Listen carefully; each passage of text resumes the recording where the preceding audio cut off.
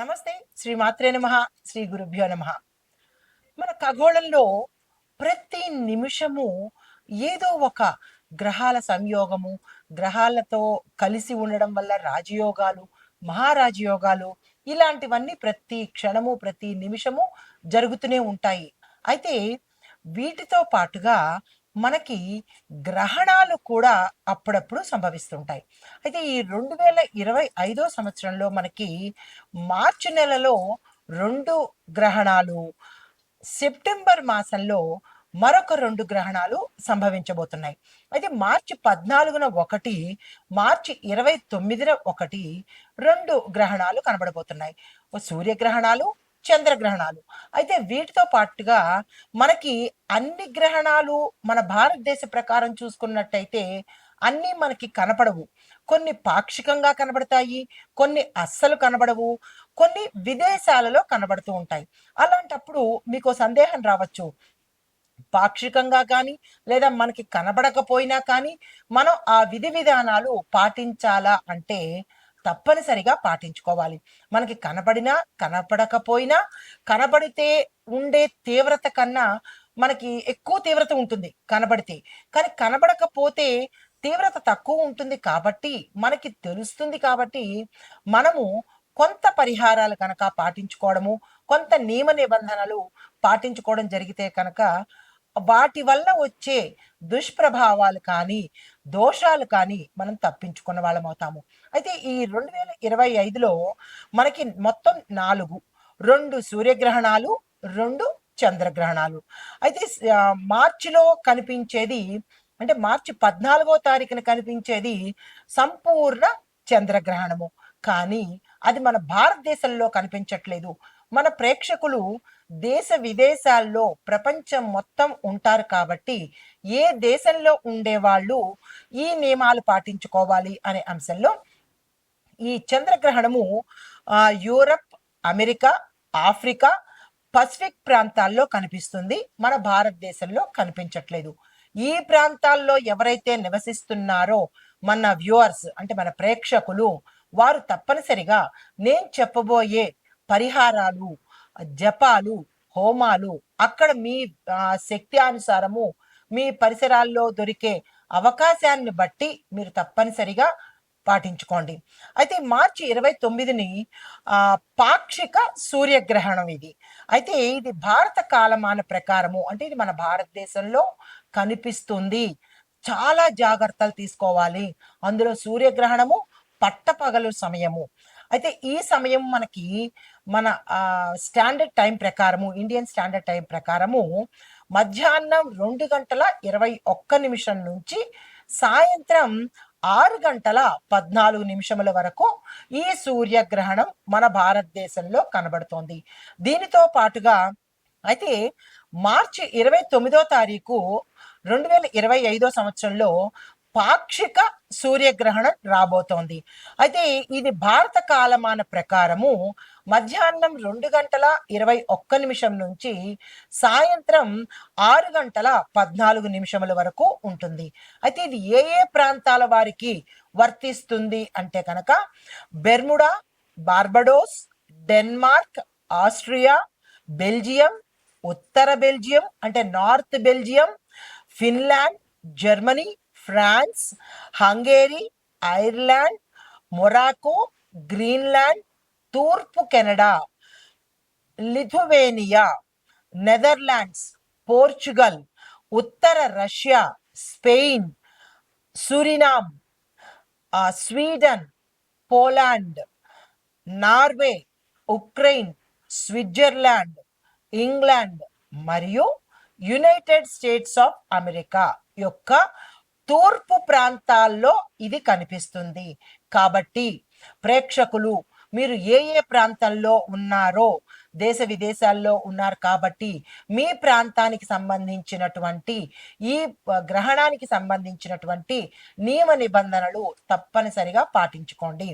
అయితే ఇది మన భారతదేశంలో కనిపించదు కాబట్టి పాక్షికంగా ఉంటుంది కాబట్టి మన భారతీయులు కూడా దీనికి సంబంధించినటువంటి నియమ నిబంధనలను పాటిస్తే ఆ గ్రహణ దోషాల నుంచి తప్పించుకుంటాము. అయితే ఇది మరొక గ్రహణాలు సెప్టెంబర్ 7, 8 సంపూర్ణ చంద్రగ్రహణము. ఇది మన భారతదేశంలో మాత్రం కనిపిస్తుంది. తరువాత సెప్టెంబర్ 21న పాక్షిక సూర్యగ్రహణము. అంటే 2 చంద్రగ్రహణాలు, 2 సూర్యగ్రహణాలు మార్చి, సెప్టెంబర్ మాసాల్లో కనిపించబోతున్నాయి. అయితే ఈ సూర్యగ్రహణము మన భారతదేశంలో కనిపించట్లేదు. చంద్రగ్రహణం మాత్రమే కనిపిస్తోంది. ఏ దేశాల్లో కనిపిస్తోంది ఈ పాక్షిక సూర్యగ్రహణము సెప్టెంబర్ నెలలో అనే అంశాన్ని మనం తదుపరి సెప్టెంబర్ నెలలో వివరంగా తెలియచేసుకుందాము. అయితే ఇప్పుడు మన భారతదేశంలోనూ మిగతా దేశాల్లోనూ మార్చి 29వ తారీఖు కనపడబోయే ఈ గ్రహణానికి సంబంధించినటువంటి సమయాలు, సూతక కాలము, పట్టు, విడుపు, నియమ నిబంధనలను వివరంగా చెప్తాను. నోట్ చేసుకోండి లేదా మరలా వినే ప్రయత్నం చేయండి.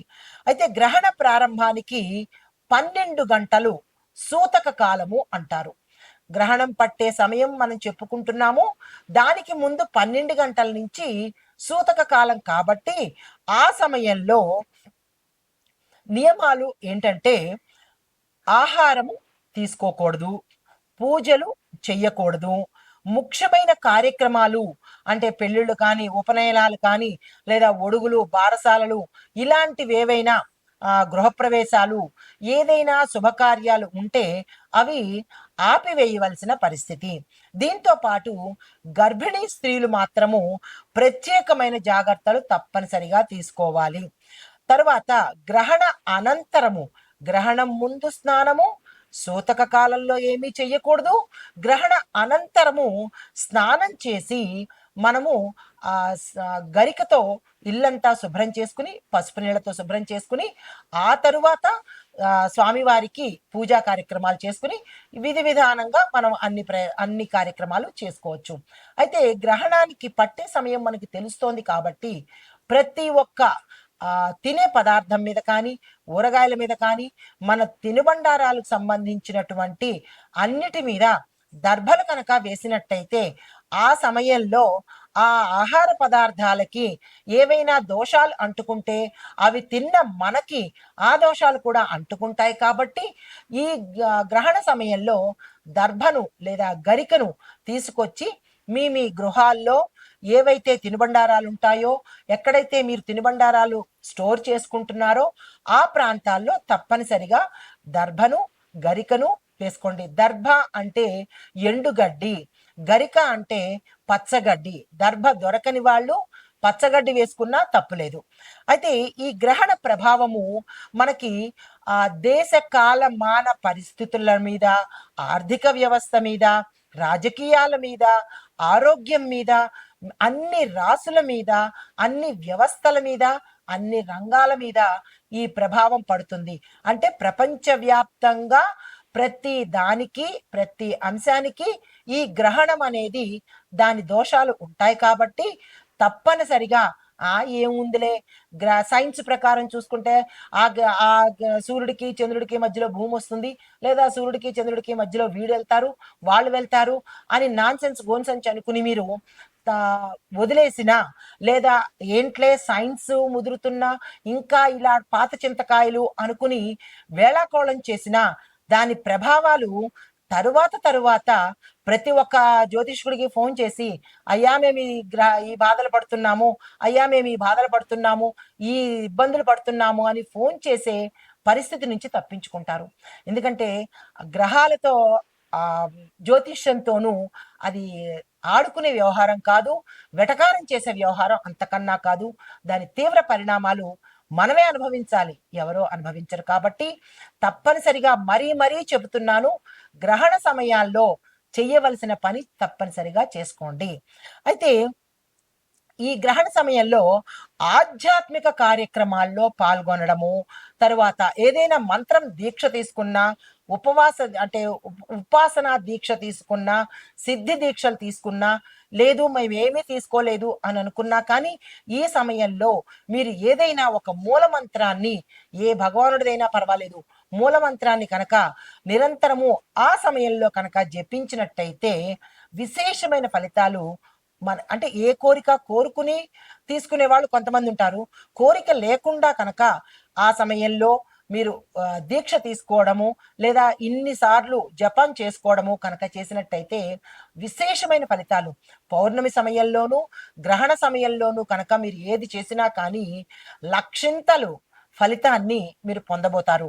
అది మంచి చేసినా, వెటకారం చేసినా కానీ ఆ ఫలితం తత్సమానంగా వచ్చి తీరుతుంది. కాబట్టి మంచి చేసే ప్రయత్నం తప్పనిసరిగా చేసుకోండి. అయితే ఈ సూచనలు అందరికీ వర్తిస్తాయి. గోచార రీత్యా చెప్పే సూచనలు కాబట్టి ఇవి అందరికీ వర్తిస్తాయి. కానీ మీ వ్యక్తిగత జాతకంలో మేషాది ద్వాదశ రాశుల వారికి ఎలాంటి పరిహారాలు తీసుకోవాలి, అసలు మీ జాతకంలో ఈ గ్రహణ ప్రభావము ఏ స్థానంలో ఉంటుంది, ఒక్కొక్కరికి ఒక్కొక్క స్థానంలో ఉంటుంది. కొంతమందికి వ్యయ స్థానంలోను, కొంతమందికి కుటుంబ స్థానంలోను, కొంతమందికి ఆరోగ్య స్థానంలోను, కొంతమందికి పితృ మాతృ కర్మ, ఇలా 12 స్థానాల్లో ఏ స్థానంలో మీకు ఈ గ్రహణ ప్రభావం ఉండబోతోంది అనే అంశాన్ని మీ వ్యక్తిగతంగా తెలుసుకునే ప్రయత్నం చేయండి. మాకు అది తెలియదు అని అనుకున్న వాళ్ళు నేను చెప్పిన ఈ గోచార రీత్యా ఫలితాలను, ఈ పరిహారాలను తప్పనిసరిగా పాటించుకోండి. అయితే ఈ గ్రహణ కాల సమయంలో మన భారతదేశంలో చూపిస్తుంది కాబట్టి నేను ఈ ప్రభావము ఏ ఏ అంశాల మీద వారికి అంటే వారికి తగులుతోంది, అంటే ఈ ఎఫెక్టు ఏ రంగాల్లో ఉన్న వాళ్ళకి తగులుతోంది అంటే కనుక ముఖ్యంగా విద్య, ఉద్యోగము, వ్యాపారము, ఆరోగ్యము, కుటుంబము, ఆర్థికము, రాజకీయము, కళారంగాల్లో ఉన్నవారికి, అంటే మొత్తంగా ఏ రంగంలో ఉన్నవారికైనా సరే ఈ ఇంపాక్టు అంటే ఈ ప్రభావము పడుతుంది. కాబట్టి చాలా జాగ్రత్తలు తప్పనిసరిగా తీసుకోండి. గ్రహణాలను కానీ గ్రహాలను కానీ తక్కువగా అంచనా వేయకండి. దాని ప్రభావం కూడా అంతగానే ఉంటుంది. ఈ విషయాన్ని గమనించుకొని మేషాది ద్వాదశ రాశుల వారికి నేను చెప్పబోయే ఫలితాలు, పరిహారాలు తప్పనిసరిగా పాటించుకొని ఈ గ్రహణ సమయంలో కనుక మీ ఇష్టదైవాన్ని కానీ, లేదా మీరు మంత్రం తీసుకున్నట్టయితే గురుముఖంగా కానీ ఏదైనా మంత్రం తీసుకున్నట్టయితే దాన్ని తప్పనిసరిగా చదివే ప్రయత్నం చేయండి. తదుపరి అంశాలతో మళ్ళా కలుస్తాను. మనకి 2025 మార్చి 29న మనకి గ్రహణం ఏర్పడబోతోంది. అయితే ఈ గ్రహణాలు సూర్యగ్రహణం మనకి భారతదేశంలో పాక్షికంగా కనబడుతోంది. అయితే ఈ గ్రహణాల యొక్క ప్రభావము మనకి ప్రతి అంశంలోనూ కనబడుతోంది. ప్రతి రంగంలో ఉన్న వారికి భారతదేశంలో కావచ్చు, ఇతర దేశాల్లో కూడా ప్రతి ఒక్క దేశంలోనూ ఈ యొక్క గ్రహణం తాలూకా శుభాలు, అశుభాలు కూడా ఉంటాయి. కాబట్టి చాలా జాగ్రత్తలు తీసుకొని ఏం చెయ్యాలి, ఏం చెయ్యకూడదు అనేది నేను ముందు చెప్పి ఉన్నాను. కాబట్టి తప్పనిసరిగా అవి చేసుకోండి. ముఖ్యంగా చేయవలసినది దైవ ప్రార్థన, మంత్రసిద్ధి చేసుకోవాలి. పూజలు నిషిద్ధము. గర్భిణీ స్త్రీలు, పసిపిల్లలు జాగ్రత్తగా ఉండండి. తరువాత మీ యొక్క ఆహార పదార్థాల మీద దర్భను కానీ గరికను కానీ ఉంచండి. గ్రహణానికి 12 గంటల ముందు సూతక కాలం అంటారు. ఆ సమయం నుంచి 12 గంటలు లెక్కించుకోండి. ఆ సమయం నుంచి మళ్ళా గ్రహణం విడుపు అయ్యే వరకు ఎటువంటి కార్యక్రమాలు చేయకండి. ఆహారం తీసుకోవడం కానీ, పూజలు చేసుకోవడం కానీ, శుభకార్యాలు చేసుకోవడం కానీ ఇలాంటివన్నీ నిషిద్ధము. దాంతో పాటుగా మీరు చేయవలసిన పని, గ్రహణం పడుతోంది అని అనగానే తలస్నానం చెయ్యండి, శుభ్రతను పాటించండి. మళ్ళా గ్రహణం విడిపోయింది అనగానే మళ్ళా తలస్నానం చేసి అప్పుడు ఇల్లు శుభ్రం చేసుకొని అప్పుడు మీ యొక్క పూజా మందిరంలో దీపం వెలిగించుకొని పూజను కనుక ప్రారంభించినట్టయితే, అంటే దేవుడిని, పూజా మందిరాన్ని శుచిగా శుభ్రత చేసుకుని సంప్రోక్షణ చేసుకుని అప్పుడు మళ్ళా మీ యొక్క పూజను ప్రారంభించినట్టయితే సత్ఫలితాలు పొందే అవకాశం ఉంది. సైన్స్ పరంగా ఇది నాన్ సెన్స్ అనుకుంటే దాని తలక ఫలితాలు కూడా నాన్ సెన్స్ లాగానే ఉంటాయి. అది కూడా మనమే అనుభవించవలసి వస్తుంది. కాబట్టి గ్రహణాన్ని నిర్లక్ష్యం చెయ్యకండి. అయితే ఈ గ్రహణంలో, అంటే ఈ గ్రహణ సమయంలో మేషాది ద్వాదశ రాశుల వారికి ఎలాంటి ఫలితాలు ఉంటుంది, అది ఈ గ్రహణం అనేది ఒక్కొక్క వ్యక్తి మీద, ఒక్కొక్క రాశి మీద, ఒక్కొక్క రంగం మీద ఒకే ఫలితాలు చూపించవు. అంటే వారి వారి యొక్క జన్మ లగ్నాన్ని బట్టి, జన్మ జాతకాన్ని బట్టి, వారి యొక్క నక్షత్రాన్ని బట్టి, రాసులను బట్టి వివిధ రంగాల వారికి ఒక్కొక్క ఫలితాలు ఇస్తాయి. కానీ ఒకే ఫలితాలు మాత్రము ఇవ్వవు. అది గమనించుకోండి. తదుపరి రాశి కుంభరాశి. ఈ కుంభరాశిలో ఉండే వారికి గ్రహణ ఫలితాలు ఎలా ఉండబోతున్నాయి అంటే కనుక, ఈ గ్రహణము మీ రాశిలోనే పడుతోంది కాబట్టి, అంటే కుంభరాశిలోనే గ్రహణం పడుతోంది కాబట్టి మీరు చాలా జాగ్రత్తగా ఉండాలి. ప్రత్యేక జాగ్రత్తలు ఈ కుంభరాశిలో వాళ్ళు తీసుకోవాలి. ఏ రంగంలో ఉన్న వాళ్ళైనా సరే, ఏ నక్షత్రంలో ఉన్న వాళ్ళైనా సరే, ఈ రాశిలో ఉండేవాళ్ళు జాగ్రత్తలు తీసుకోండి. అయితే ఆరోగ్యపరంగా మాత్రము గర్భిణీ స్త్రీలు ప్రత్యేకంగా జాగ్రత్తలు తీసుకోండి. ఆ గ్రహణ సమయంలో పట్టు నుంచి విడుపు వరకు కదలకుండా ఉండే ప్రయత్నం చేయండి. ఎటువంటి ఆహారాన్ని ఈ సమయంలో తీసుకోకండి. లేచి కదలడాలు, తిరగడాలు అలాంటి ప్రయత్నాలు చేయకండి. మీ కడుపులో ఉన్న బిడ్డకు ప్రమాదము, మీకు మాత్రం కాదు కాబట్టి బిడ్డను దృష్టిలో పెట్టుకుని ఈ నియమాలు నిక్కచ్చిగా పాటించవలసిందే. ఎవరి కోసం కాదు, మీకోసము. అయితే కుటుంబపరంగా చూసినట్టయితే వివాదాల్లో ఇరుక్కుంటారు. మీ మీ మిమ్మల్ని చూస్తే మీ బంధువులు కూడా విసుక్కునే ప్రయత్నము, అసహించుకునే ప్రయత్నము, లేదా మిమ్మల్ని దూరం పెట్టే ప్రయత్నము చేస్తారు. చాలా జాగ్రత్తగా వ్యవహరించుకోండి.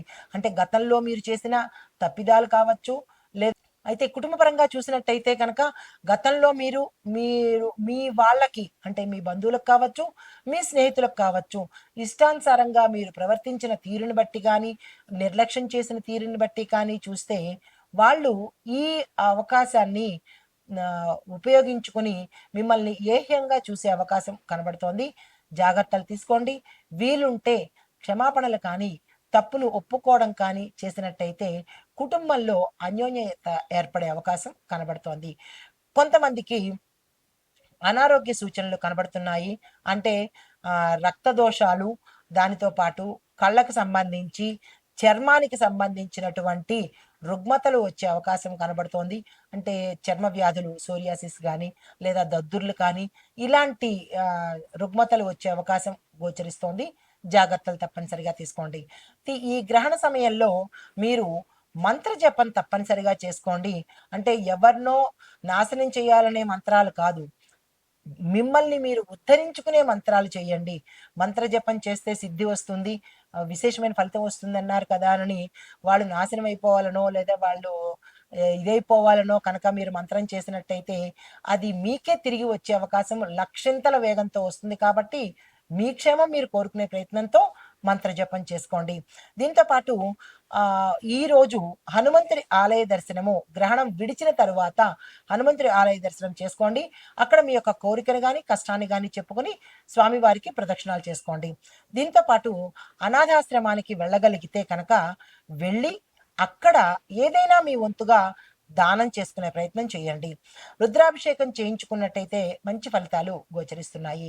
ఇది ఈ రాశిలో ఉండే వారికి చెప్పదగిన గ్రహణ దోషాలు, నియమాలు, పరిహారాలు కూడా. జాగ్రత్తలు పాటించండి. నమస్తే.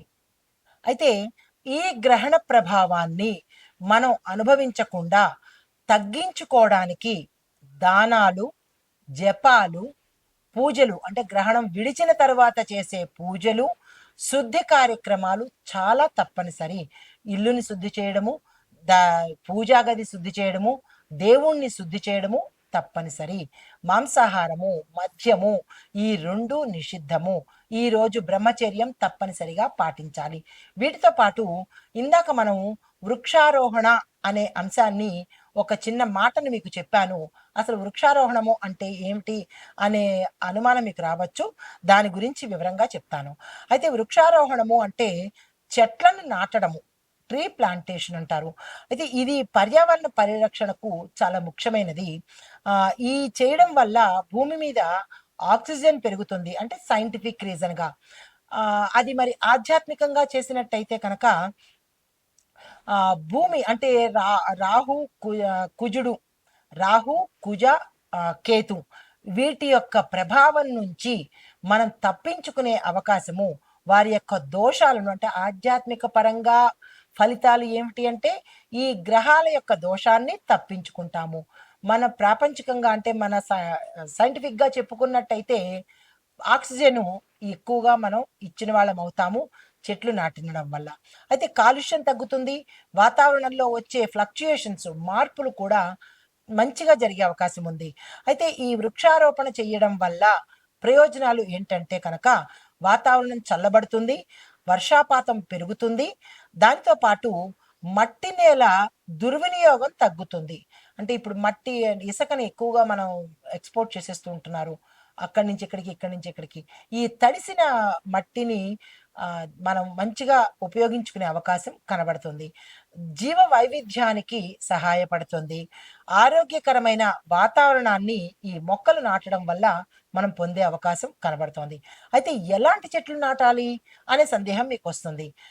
పిప్పల, వేము, తులసి, బిల్వ, బిల్వ అంటే మారేడు, అరటి, ఆమ్ల, ఆమ్ల అంటే ఉసిరి వంటి అంటే ఈ వృక్ష జాతులను కనుక ఏదైనా దేవాలయంలో కానీ లేదా మీ ఇంట్లో కానీ నాటినట్టయితే కనుక పవిత్రమైన మొక్కలుగా చెప్తాం వీటిని. వాటి యొక్క ఫలితం మీకు అందే అవకాశం ఉంటుంది. దీనితో పాటు గ్రహ దోషాలను కూడా అంటే మనం సైంటిఫిక్‌గా మంచి ఫలితాలు వస్తున్నాయి. కానీ గ్రహరీత్యా కూడా ఈ నేను చెప్పిన ఈ వృక్షాల తాలూకా గ్రహాలకు అనుకూలంగా ఉండి మీకు మంచి చేసే అవకాశము ఆధ్యాత్మిక పరంగా కనబడుతోంది. అయితే జ్యోతిష పరంగా చూసినట్టయితే కనుక బుధ గ్రహ యొక్క దోష నివారణకు అంటే ఎవరైనా బుధగ్రహ సంబంధిత దోషాలతో బాధపడుతున్నట్టయితే కనుక తులసి, పచ్చని పళ్ళ చెట్లను నాటండి. తరువాత శనిగ్రహ ప్రభావంతో బాధపడుతున్న వాళ్ళు వేము, పిప్పల ఈ 2 చెట్లను నాటండి. ఇంట్లో కానీ, మీ దేవాలయాల్లో కానీ, లేదా పరిసర ప్రాంతాల్లో కానీ. తరువాత గురుగ్రహ దోషాలతో ఎవరైనా బాధపడుతుంటే ఉసిరి చెట్టు కనుక నాటినట్టయితే కనుక గురు గ్రహానికి సంబంధించినటువంటి దోషాలు పోయే అవకాశం గోచరిస్తోంది. దీంతో పాటు రవి, మంగళుడు అంటే సూర్యుడు, కుజుడికి సంబంధించినటువంటి ఏవైనా గ్రహ దోషాలు మీ జాతకంలో ఉంటే కనుక బిల్వ చెట్టు అంటే మారేడు చెట్టుని కనుక నాటినట్టయితే ఈ గ్రహాలకు సంబంధించిన దోషాలు మీ జాతకంలో ఉంటే అవి పోతాయి. కాబట్టి ఇప్పుడు నేను చెప్పిన ఈ బుధ, శని, గురు, రవి, మంగళుడు ఈ గ్రహాలు అనుకూలంగా మీ జాతకంలో ఉండాలి అంటే ఈ చెట్లను నాటే ప్రయత్నం తప్పనిసరిగా చేసుకోండి. అయితే సాంకేతిక పరంగా చూసినట్టయితే ఈ మొక్కలు నాటి సంరక్షించి నీళ్లు పోసినట్టయితే కనుక మన తరతరాలు సుఖశాంతులతో ఉంటాయి. గ్రహ దోషాలు కానీ పితృదోషాలు కానీ పోయే అవకాశం కనబడుతోంది. నమస్తే.